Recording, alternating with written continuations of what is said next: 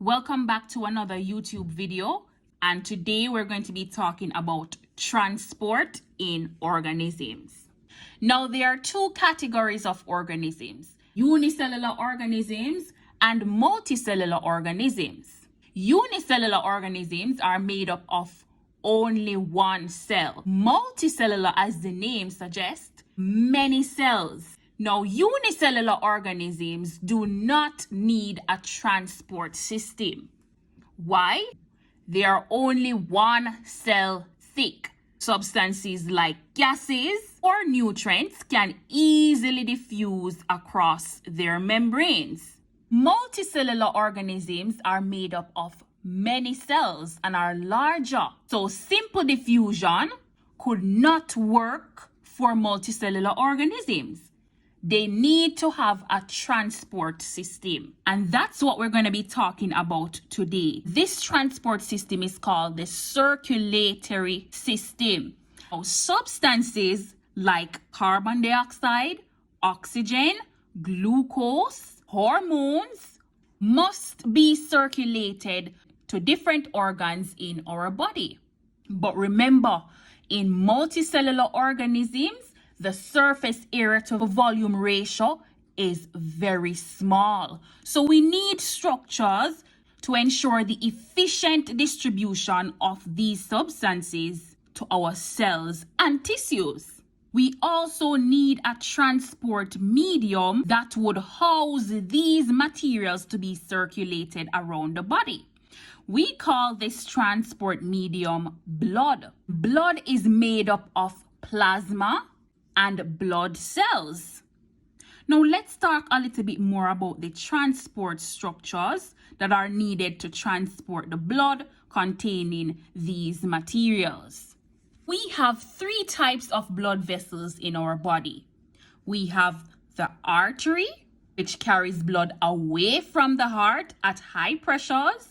We have veins that carry blood towards the heart. And we have capillaries, which are tiny blood vessels that connects arteries to veins and are the site of exchange of materials between the blood and cells. Now, to promote the transport of blood through these vessels, we need a pump. The heart is the muscle that contracts and squeezes blood through these vessels to be transported to different organs around the body.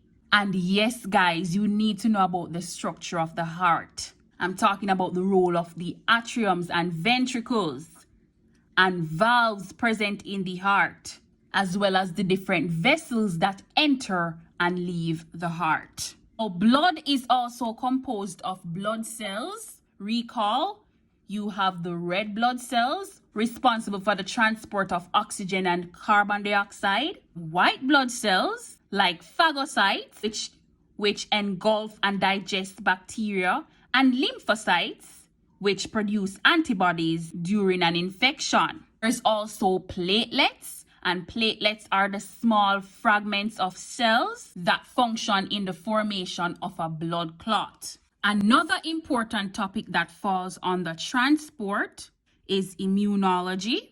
You should know that the immune system works with the circulatory system to keep the bloodstream free of pathogens. Immunity is the ability of an organism to resist a particular infection or toxin by the action of a specific antibody or white blood cell. So here you would want to revisit terms like antigens, immunization, vaccination, active or passive immunities.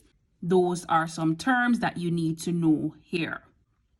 And lastly, transport in plants.